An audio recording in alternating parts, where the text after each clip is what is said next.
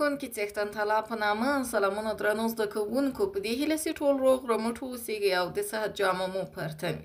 موږ او تاسې په تیره ویډیو کې د اتم ټولګي شپږم لوست ولوستل. دا چې په شپږم لوست کې اینکه در درس ششم د افغانستان لوی لارې وې، په دې باندې مو بحث کردیم او د افغانستان لوی لارې مو وپیژندلې چې د افغانستان لوی لارې کومې دي او له تاجکستان، ازبکستان او افغانستان یا همداسې افغانستان له ایران سره د کومو لارو په واسطه سره نښلول کیږي.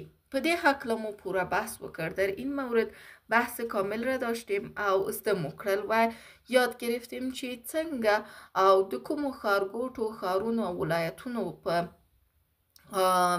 منځ کې راتلو سره یا هم د کومو ولایتونو په تیریدو سره موږ او تاسې چې لرو دغه ولایتونو سره سرحدات لرو یا هم لارې لرو چې دغه ونښلول شي، دغه لارې یا هم دغه ځای یو هیواد له بل هیواد سره ونښلول شي، یک کشور با کشور دیگه چی شوه وصل شوه. په دې هکله پوره بحث وکړ. در این مورد بحث کامل را داشتیم. همداسې راغلو همین طور آمدیم په فعالیتونو باندې مو کار وکړ، بالای فعالیت ها صحبت کردیم و کار کردیم او د رحمان بابا خیسته شعر مو هم ولوستل. شعر قشنگ رحمان بابا را هم خواندیم. که چیرته بیا هم سوال لري، پوښتنه لري، کولای شئ په کومنټ کې له ما څخه وپوښتئ. نن راځو امروز میایم اوم لوست د اتم ټولګي لولو درس هفتم صنف هشتم را میخوانیم. دا چې دغه لوست د څه په اړه دی تاسې وینئ. این که درس در مورد چی هست شما میبینین در تصویر او حدس به مو وهلی چې دا درس څه شی دی. دا درس لیکنه‌ای دی، علامه های نگاریشی یا علامه های نوشتاری. لیکنه‌ای، علامه های نوشتاری و علامه های نگاریشی. دغه لیکنه‌ای د څه لپاره کارول کیږي، ولې راځي او موږ ولې دغه لیکنه‌ای کاروو، په دې هکله باندې نن پوره بحث لرو او زده کوو به. نن موږ او تاسې دلته څه شی زده کوو؟ موږ او تاسې به لیکنه‌ای وپیژنو. دا چې سوالیه، اینکه سوالیه، نداییه، همداسې قوس یا شارحه، لنډی، غبرګي لنډی، کامه، ټکی، ویرگول، دش. دا د څه لپاره کارول کیږي، برای چی استفاده میشه، په کومو جملو کې موږ دغه لیکنه‌ای کاروو، یا ټول یو رقم کارونه لري که نه بیلابیل کارونې لري، آیا همشان یک گونه مورد استفاده دارن یا مواردهای استفاده متفاوت را دارن. نن به په دې لوست کې زده کړو، در این درس یاد میگیریم او وروسته له دې ویډیو نه به موږ هر کله دغه لیکنه‌ای په خپلو لیکنه کې او په خپلو لوستلو کې چی شی کوو؟ مراعاتوو. پس بعد از این باز ما علامه های نگارشی رو در خواندن و نوشتن ما مراعات میکنیم. ګرانو زده کوونکو، سره له دې چې موږ علامې پیژنو، با وجود از اینکه ما علامه ها را میشناسیم، موږ راځو او څه شی کوو؟ پښتو ژبه زده کوو، زبان پښتو را یاد میگیریم، د پښتو ژبې د لیکلو طریقه زده کوو، طریقې نوشتن جملات پښتو را هم با هم یاد میگیریم. نو لوست وایو. پس درس میخوانیم. وم لوست لیکنه‌ای. درس هفتم درس هفتم لیکنه‌ای، علامه های نگاریشی. لیکنه‌ای، علامه های نوشتاری، لیکونکی، نویسنده او لوستونکی و خواننده له تیروتنو از اشتباهات ژغوري نجات میدهه. یعنی خواننده و نویسنده را از یا نویسنده و خواننده را از اشتباهات چی میکنه؟ نجات میده. د دغو نښو این نشانه ها په زده کولو، باید گرفتن این نشانه ها او مراعاتولو و مراعات کردنشان انسان د سمو لیکلو او سمو لوستلو، انسان برای درست نوشتن و درست خواندن جوگکی مصدر میشود. یعنی انسان قابل درست خواندن و درست نوشتن میشد که کدام مشکل نداشته باشه. نو پس د لیکنه‌خو علامه های نوشتاری زده کول، یاد گرفتن علامه های نوشتاری یا علامه های نگاریشی ده هر چا لپاره برای هر کس ضروری گرنل کیږي شمرده می شود. برای هر کس ضروری شمرده می شود که باید یاد داشته باشه. که اگر لیکنخی علامه های نوشتاری په لیکلو در نوشتن په پام کې در نظر و ننیول شي گرفته نشود نو پس لیکنه نوشته او لوستنه و خواندن به د تیروتنو له امله به خاطر اشتباهات نیمگړی وی ناقص می باشه، یعنی که ما مفهوم را درست شاید رسانده نتانیم. ما دغه لیکنه این علامه های نگارشی را لولو می خوانیم او زده کوی و یاد می گیریم چې په لیک لوست کې که در خواندن و نوشتن د نیمګړتیا و او تیروتنو از نواقص و اشتباهات مخه بینیسی جلوشه بگیره، یعنی که دیگه اشتباهات ده او نباشه، دیگه ده اینجا نواقص به وجود نیایه او د سمو لیکلو او لوستلو جوګه شو و مصدر یا قابل درست نوشتن و درست خواندن شویم. پوښتنې سوال هست تاسو د لیکنخو په اړه څه معلومات لرئ؟ آفرین، چی معلومات دارین؟ دیگه ساده شده، کلمات دیگه تکرار میشه، معنیش براتون ساده میشه. د لیکنخو مراعات کردن علامه های نگارشی لیکون که او لوستون که تا څه ګټه لري، چی فایده داره؟ ببینین هیچ کلمه جدیدی نیست که ما باید براتون معنا کنم. لطورو پرته بدون حروف، تورو حروف پرته بدون حروف زینی نخانی بعضی نشانه ها نخید، بعضی نشانه ها هم شته از چی لوستونکو که با خواننده ها یا کسایی که میخوانند په سمو لوستلو در درست خواندن مرسته کوي، کمک میکند. دغه نخی این نشانه ها ډیری مهمی، بسیار مهم او ارزښتناکې دي و ارزشمند هستند، ځکه چې لوستونکی له تیروتنو څخه ژغوري، نجات میده، به خاطر که خواننده را از اشتباهات یا اشتباه کردن نجات میدهد. که دغه نخی په پام کې ونیول شي، اگر این علامه ها در نظر گرفته شود نو لوستونکی کولای شي په دې پوشی پس خواننده میتواند به این بفهمد چی په کوم ځای کې تم شي که در کجا، کوم ځای کدام جای در کجا تم شي، یعنی نفس بگیره، وقفه کنه، سا واخلی، نفس بگیرد او یا کوم کلمه په بلی پوری وتړي و یا هم کدام کلمه را به کلمه بسته کند و بستش کنه، یعنی که مثل که در قرآن کریم هست در یک جای استاد میشیم یعنی نفس میگیریم، حق داریم نفس بگیریم، در جای اجازه میته یا نفس بگیر یا هم کلمه را با کلمه دیگر وصل بساز و جنگ بنداز. پس در اینجا هم علامه های نگارشی امی حق را بر ما میته. د لیکنې یو شمیر کیفیتونه، یک تعداد کیفیت های نوشتاری لکه مانند پوښتنه، سوال، خطاب کردن، حیرانتیا، حیرانی، تمسخر یا ملنډی وهل، تمسخر، مسخره کردن یا رشخندی کردن، ندا، صدا کردن او داسی نور و این چونین دیگری از مسئله های نوشتاری یا کیفیت های نوشتاری ده هم دو نخو با واسطه سرگندگی، با واسطه همین نشانه ها چی میشه؟ آشکار میشه، معلوم میشه. لدی عمله از این سبب حق نخی دلته راوړو آن علامه ها را در اینجا میاریم چی دیری اړینی دی که بسیار زیاد ضروری استند و همه ما با او سر و کار داریم. درست است؟ لومړی کامه، اولینش کامه هست، چه تاسی وینی اولش کامه است که شما هم میبینید. دا نخه په لوستلو کې این علامه در خواندن د لږ ځنډ لپاره راځي، برای یک وقفه کوتاه میایه. به چی میایه؟ به یک وقفه کوتاه میایه. لنډ ځنډ، لنډ کوتاه ځنډ، وقفه لږ ځنډ، وقفه کم. لکه مانند څه چی کری، چیزی را که کشت میکنی هغه بریبی، او را درو میکنی. فکرتان است څه چی کری هغه بریبی، چیزی را که کشت میکنی امو را درو میکنی. یعنی چند صدم ثانیه من چی میکنم؟ حرف من استاپ میکنم یا نفس میگیرم، پس با وقفه کوچک میه به خاطر که مفهوم را برسانم. څه چې دی را کړل، چیزی را که دادی بیرته می در کړل، پس برات دادم. څه چې دې راکړل بیرته مې درکړل، چې زه کې دادی پس برات دادم. د څو نمونو د بیلولو لپاره هم راځي. برای جدا کردن چندین اسم هم میه. مثلا چند اسم پشت سر هم میه به خاطر از اینکه اینا با هم جدا شوند و کسی فکر نکنه که اینا با هم یکی هستند. به خاطر از او ما از چی استفاده میکنیم؟ از کامه استفاده میکنیم. لکه مانند در افغانستان مشهور ولایتونه دادی. ولایت های مشهور افغانستان اینها هستند: کابل، ببینید کامه استفاده کرده، کندهار، ننگرهار، مزار، هرات، کندوز و نور. در بین ولایت ها چی استفاده کردیم؟ کامه.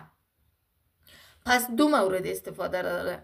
یو د لنډ زندر لپاره راځي، یک برای وقفه بسیار کوتاه میایه، برای یک نفس بسیار کوتاه میایه، او یو د کلمو د بیلولو لپاره راځي، برای جدا کردن کلمات یا اسم ها میایه. کلمات نه بلکه اسم ها. مثلا ببینید زما په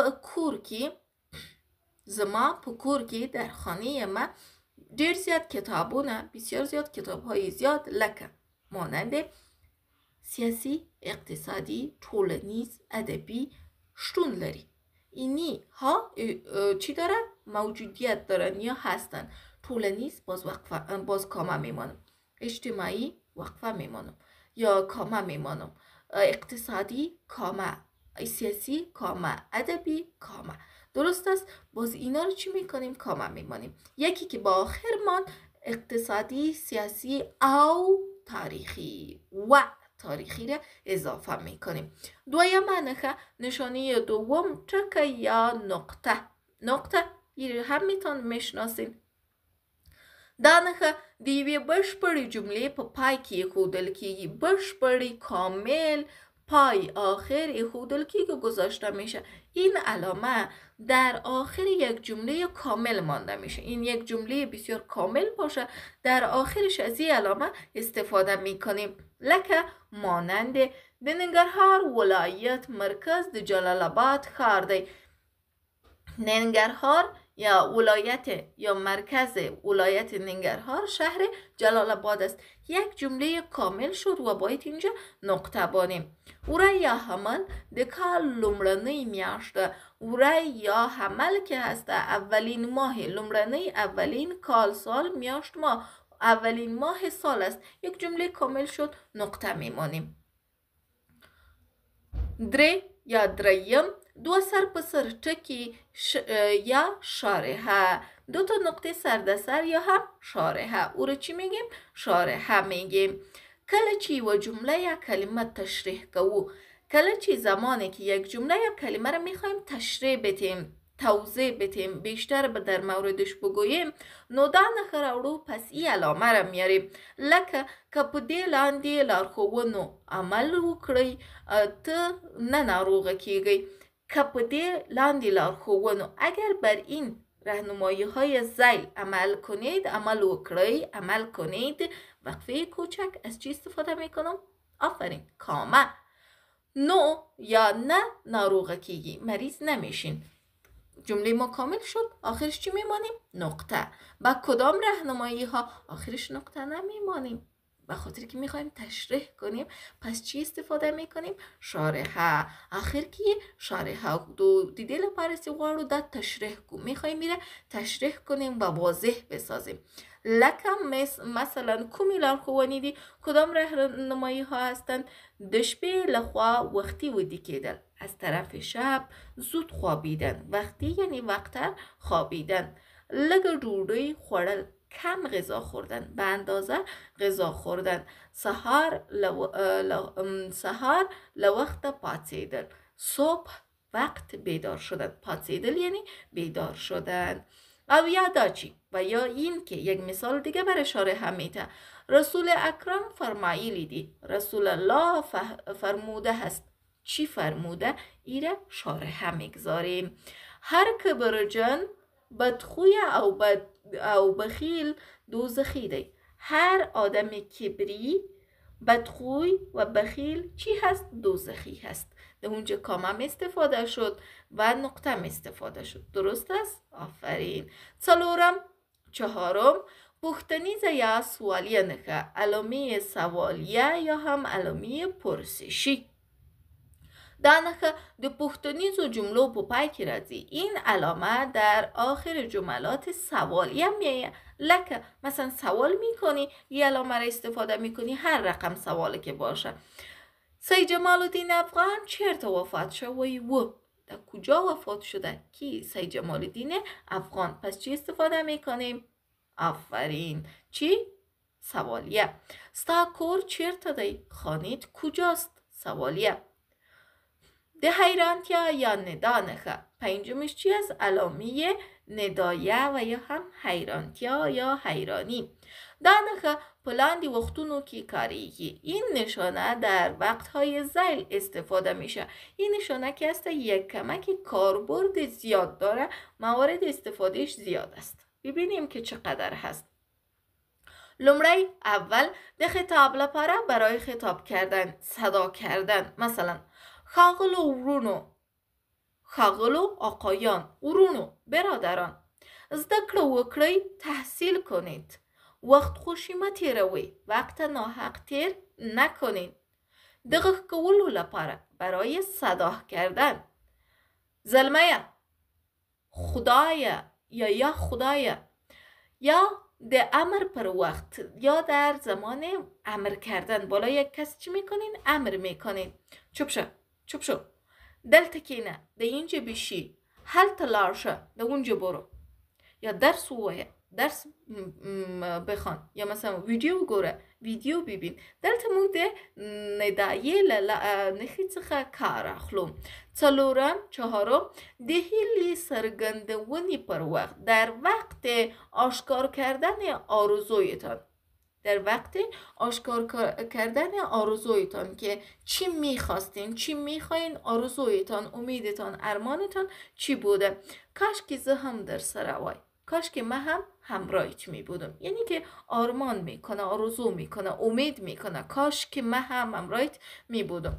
ده حیرانتیا پر وقت لکه در وقت حیرانی مانند توبه توبه دومره تگی، توبه توبه اقا تنبلی. تگی یعنی تنبلی، آدمی که نتانه همون کار را انجام بده از تنبلیش.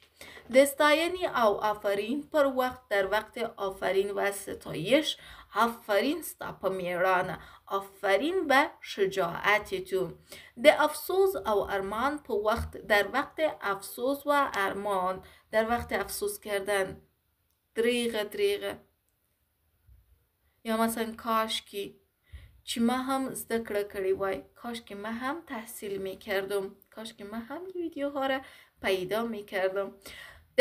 د خوشحالی په وخت کې، در وقت خوشی، واه واه څومره ښه، واه واه چقدر خوب. یا مثلا ما میگیم واو چه یک رنگه، واو چه یک موتره. درسته؟ در وقت باز از ندایه استفاده میکنیم. څنګ په څنګ ټکی یا د تیریدنې نښه، علامه سه نقطه پهلوی هم یا علامه گذشت. سه نقطه پهلوی هم یعنی که علامه چی است؟ گذشت است. تیر میشیم از یک گپ یا سخن. کله چې د یوې کلمې یا نوم له څرګندولو نه تیریږو، نو همدغه علامه ایښودل کیږي. زمانی که از آشکار کردن یک اسم و یا یک کلمه میخواییم بگذاریم، تیر شویم، پس امین علامه را چی میکنیم؟ استفاده میکنیم. لکه مانند زما په کتابتون که در کتابخانه من تاریخ، ریاضی، صرف، نحو او کتابو نشته. در کتابخانه خود زیاد کتاب است، امی که من فقط برات میگم که تاریخ، ریاضی، صرف، نحو و یک عالم کتاب دیگه 3 تا نقطه میمانه. از 3 نقطه بیشتر ماندن اشتباه است. مثلا بعضی ها را دیدین وقتی که نوشته میکنه یک 5 تا نقطه را قطار میکنه یا 10 تا نقطه را قطار میکنه، او اشتباه است، او کار درست نیست. فقط 3 نقطه باید باشه. یواز باید 3 ټکی لدری یا نزیار ټکی دا تیروتنه ده او غلطی ده. غوره ده چې د لنډیز لپاره یوازې 3 ټکي وکارول شي. یعنی بهتر است، خوبتر است برای خلاصه کردن فقط از 3 نقطه کار گرفته شود یا استفاده شود. بعضی ها فکر میکنن نقطه زیاد به معنای از که بسیار ما گپ داشتم. نه، او تو نیست، فقط 3 نقطه باید باشه. و هفتم غبرگلینده، یعنی که قوسین غبرګلین دی یعنی که قوسین. که د بل چا خبرې او یا د کوم کتاب عبارت په لیکنه کې راوړل شي اگر حرفهای کسی دیگری و یا هم عبارتی از کتاب در نوشته آورده شود نو د غبرګو لیندیو په منځ کې لیکل کیږي. پس در بین قوسین نوشته می شود لکه مانند رسول اکرم فرمایلی دی رسول الله فرموده است. ببینین در قوس نوشته کرده پاکوالی دی ایمان جز دی پاکی جز ایمان هست. شما ببینین عزیزه زمانی که ما میخوایم نقل قول کنیم یعنی ساده ترش هم میسته کله چې موږ غواړو نقل قول وکړو د یو چا خبره راوړو هغه په څه شي کې استفاده کوو هغه په دوو قوسو کې یا هم قوسین کې کاروو. د متن لنډیز خلاصې متن ډیر خلک د لیک په لیکلو او لوستلو کې لیک نښې په پام کې ننیسي. بسیاری از مردم در نوشتن و خواندن نوشته این علامه های نگارشی را در نظر نمیگیره. حال دار چی د لیکلو او لوستلو ضروری او لازمی برخه ده. حال این که یا در حالی که یکی از لازمی ترین بخش های نوشتاری است باید لیک نخو ته کلک پاملرنه وشی. باید به علامه های نگارشی یک توجه بسیار دقیق شود. د لیک نخو په مراعاتولو سره انسان له تیروتنو ژغورل کیږي. با مراعات کردن علامه ها انسان از اشتباهات نجات داده میشه او د سمو لیکلو او لوستلو جوګه کیږي و مصدر یا لایق درست نوشتن و درست خواندن میشه. که څوک د ادب په نورو برخو کې معلومات ولري اگر کسی در بخش‌های دیگری از ادبیات معلومات داشته باشه او په دې برخه کې لاس رسی و نلری و در این بخش دست نداشته باشه یعنی در این بخش معلومات نداشته باشه لوستل و لیکل به یک کمزوری وی خواندن و نوشتنش ضعیف میشه به خاطر که نمیفهمه در کجا وقفه کنه در کجا تیر شوه در کجا چه رقم صحبت بکنه چی اړینه ده نو اړینه ده. پس ضروری هست که دې برخې ته هم په کلکه پاملرنه وکړي. به این بخش هم به بسیار قاطعت کلکه یعنی به بسیار قاطعت و بسیار استقامت چی کنه توجه کنه. دا لوست این بود درس ما و شما په فعالیتونو کې در راځو در بخش فعالیت ها میایم چې دلته وای صفاتونه را تا واضح کړئ صفات ها رو برام واضح بسازین. در اینجا د صفات ویدیو شته تاسو کولای شئ وګورئ ویدیوی صفات هست میشه که شما ببینین. همداسې راځي وای چې دلته کومې لیکنې کارول شوي دي کدام علامه ها استفاده شده شما میتونین نام بگیرین. همداسې دغه لیکنه خو وای امغه لیکنه یا نخی را تا ولیکه یا علامه را برام نوشته کنین. مثلا گفته پوښتنه یعنی که شما اینجا شکل سوالیه را میمانین. پم دې ترتیب سره لغتونه دی لغت ها هست. کیفیت خوب میفهمین خود کیفیت نه همون چیزی که واقعا یکی کیفیت است یکی کمیت. کمیت یعنی از لحاظ عددی کیفیت یعنی که محتواش چگونه هست سرگند آشکار هیله آرزو ملنډي مسخره کردن. نو دا ولوست پس ای بود درس ما و شما چې موږ او تاسو د لیکنه خو په حق باندې ولوستل. در مورد علامه های نگارشی ما با هم خواندیم. ټکی د بشپړې جملې په پای کې راځي در پایان جمله کامل میایه. کامه د لږ ځنډ لپاره یا د کوچنۍ وقفې لپاره راځي او د کلمو د نومونو د بیلولو لپاره راځي. برای جدا کردن اسم ها میایه. ندایه د حیرانتیا افسوس آفرین غږ کولو امر کولو ستاینې همداسې د خطاب لپاره راځي. سوالیه د پوښتنې کولو لپاره راځي. شارحه یوازې د توضیح ورکولو لپاره راځي. قوسین د نقل قول لپاره راځي. قوس هم راتلای سي او ویرگول دیتا بیا ویرگول وایی یعنی کام است در زیرش یک نقطه است دا دی وقت زنده لپاره راځي. برای چی میایه برای یک وقفه طولانی میایه.